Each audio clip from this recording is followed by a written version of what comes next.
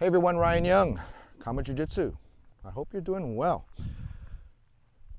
You know, when competition comes up, we do have students that compete, and by and large, Kama Jiu-Jitsu does well in competitions, in the few competitions we do compete in. I think I'd mentioned in one video where we had third place as far as points when in a competition where second place had, we had eight members. Second place had, I think, 33 members, and the team that won first place had 88 members on their teams. But yet, and we also had the same gold medal count as team number 2. I think they beat us by 1 point. But, and also there was another tournament that happened maybe 6 months ago where we had 10 competitors, not 8, we had 10 competitors, and I think we ended up fourth out of maybe 30 teams, right, with only 10 competitors. And a lot of it is because of the medal count that we had, so, our students do well, even though we're not a competition school. Now, what does it mean when you're not a competition school? Well, I really honestly can't tell you what the points are for anything. I know a takedown is 2 points. And I think if you mount or you take the back, then it's 4 points. Other than that, I don't know how a point is earned. I don't know what an advantage is, how to get an advantage, or how somebody gets an advantage on you. I just tell our students just to submit them. And that if they win by points, then time simply ran out. There's no submission there. It's kind of a, some people might look at it as, that's not the right way to encourage or discourage your students, but that's just what it is. I mean, you're not winning unless you're making your opponent submit. But, how do I try to prepare them mentally for a tournament? One of my friends, Michael and Zuka over at O2 MAA, Martial Arts Academy, in Aiea, Hawaii, he made a good point in that, his team is a prolific competition team. What he tells his students is to go into competing with the thought process that you're going to do it twice. Right? Once to kind of get the butterflies out of the way, and the second one is really going to be your real competition, the one where you're going to shine. So that actually makes perfect sense. I've always told everybody, compete once just to kind of, see what it's like. Now, not everybody has competed at least once, but that makes sense to compete just to see what it feels like. But to compete twice, I think, is actually more appropriate. So that you can kind of get the feeling for competing, you can see what it's like, and you realize, it's not that much different from training in the studio. The only difference is this opponent, you've never had this person as an opponent before. So if you think of it in those terms as just training, then try to find a way to get your mindset to be in the studio, not in a competition, right? You don't need to hype up for a competition, right? In fact, a lot of times you don't want to, because what happens is you get a lot of adrenaline pumping in anticipation, and then when you hit the match, then you end up getting an adrenaline dump, and you end up, getting tired at minute 3 when normally you can go 30-40 minutes nonstop, right? You never wonder why that happens, right? That's kind of why, because it's a nervous energy that uses up a lot of your energy, be it mental or physical energy, uses it up prior to the match, so that once you finally do get into the match and you need to dig into those stores of energy, it's already gone, right? That kind of sucks. So what I try to do is just try to have everybody keep calm. What I used to do is, I used to have a sore back muscles, the upper back, the one that prevents you from turning your head this way or turning this way. I'd always get them, pulled from people stacking me, right? So what I do is before every class, I'd lay on my back and I'd kick my legs over to stretch those back muscles. So when I would compete, what I would do is I'd actually, as soon as they call me up, I'd go up, and before I shake the guy's hand or anything, I'd lay on my back and I'd stretch my legs over my neck to stretch my back. Now, am I really stretching my back? I do it just as a quick thing, just to get me in the mindset thinking that I'm in the studio again. And it would calm me down instantly, and I'd be good to go. And that's one way to kind of mentally trick yourself to do that. And also, when your mind is calm, you're better, right? If your mind is not calm, you're not going to be really any good.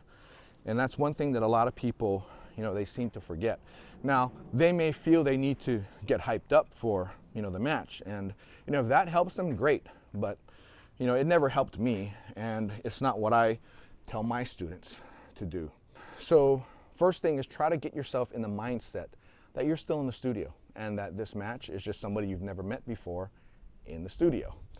And that way when you're training, then, you can kind of be calm and gather your thoughts and not make any mistakes, because it really comes down to the person who doesn't make a mistake, will be the person that has the first shot at winning the match.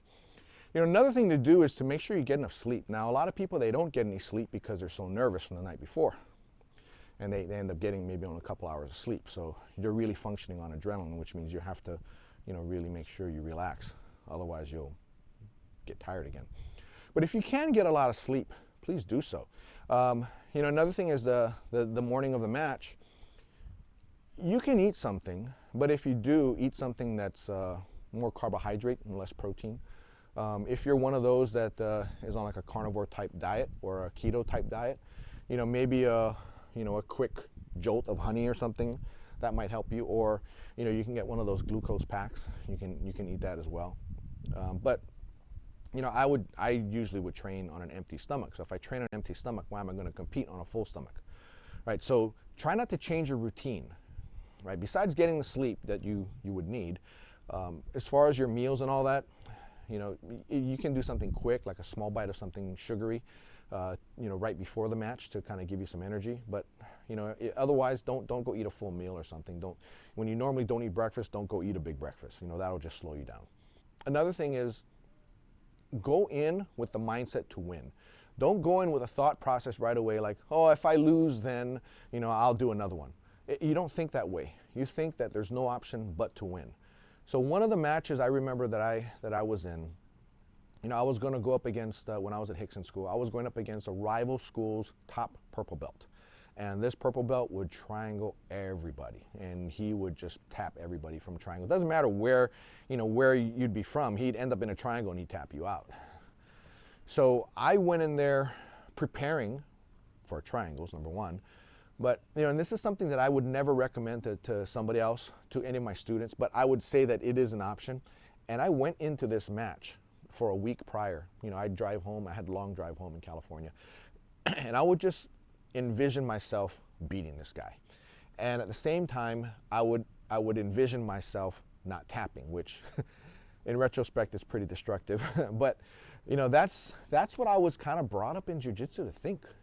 It's not that don't tap, but it's that if he's got a choke on me, if he slap a triangle on me and I'm losing consciousness, then to just keep fighting until I can no longer fight and I wake up on my back looking at the ceiling, right?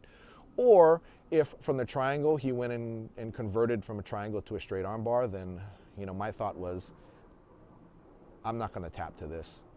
I've got another arm, and you're just going to have to fight through that arm, and I'll do what I can. The old Monty Python, Black Knight type of mentality. So, which is, that's why I say I'd never recommend it to somebody. But I did go in thinking like that, and as a result, to me, there was no option to lose. I couldn't lose. Right? I'm representing Hickson, right? And I didn't want to be that guy who lost. Now, that's a lot of pressure to put on myself, for sure. And like I said, and that's why I would not put that pressure on anybody. I tell everybody, just try to have fun. If you won but you didn't have fun, then it might not have been worth it. On the other hand, if you lost and you had fun, then great. That's not a big deal. But that's just the way I was thinking myself, and it helped. I ended up beating the guy and tapped him out. That's one way that you can approach it as well. But that takes a lot of energy, mental and emotional energy, to do that, and it sometimes will kind of drain you. So, other than that, just think to yourself, if I'm having fun, think about, on a day that you're having a great day, nothing can go wrong. It's because you're having a great time. And it kind of feeds on itself. So if you're having a great time, you'll find success. Also, if you have success, you'll have a great time. So if you go in there thinking, okay, before the success can happen, I'm going to have a great time no matter what happens, then you'll probably do well. Right? And always try to stick to whatever you learned in class and whatever you're good at. Don't try to, don't try to experiment in a tournament, right? So if you just get yourself to a familiar place and make it, like I said earlier, make it to like you're just training in the studio, then you'll be fine. So if that helped to kind of, clear your mind up a little bit on the competition side, then perfect, right? Don't think to yourself that you need to impress your instructor, because your instructor's not on the mat. I mean, the instructor will be there to coach you and to talk to you, but really you need to do this for yourself. Now, if it helps you to think, to not think of yourself and to think of somebody else, I'm doing it for that person, that helps you win, then okay, then that's a little mind trick you can play on yourself, and that'll do really well. But at the end of the day, it is you, and we all as instructors want you, our students, to thrive and to flourish and to have fun. So go in there thinking about fun once again, and you'll be fine. Anyway, I hope that helped you, because we do have some tournaments coming up, and I know I do have some students that want to compete, some for the first time. So I want to make sure that they're going to be successful. But whether they are or they aren't, it doesn't matter to me. I just want them to be successful people, not competitors. So anyway, that's all I got for you.